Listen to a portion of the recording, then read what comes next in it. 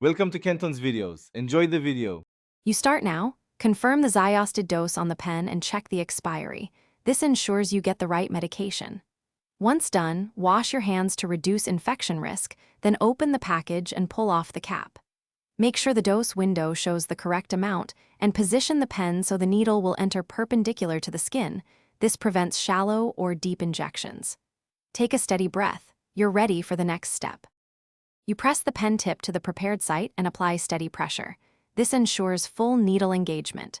Once you feel the first click, maintain pressure. Hold for the device's recommended 5 to 10 seconds, because holding completes the full dose delivery. After the second click or timing, remove the pen straight out to avoid medication tracking back. Make sure the dose window shows no remaining fluid. This confirms you received the full dose. You finish by activating the safety mechanism and placing the used pen into a sharps container. This prevents needle injuries. If you notice persistent bleeding or intense pain, apply firm pressure for several minutes and an ice pack for 10 to 15 minutes, because that reduces swelling.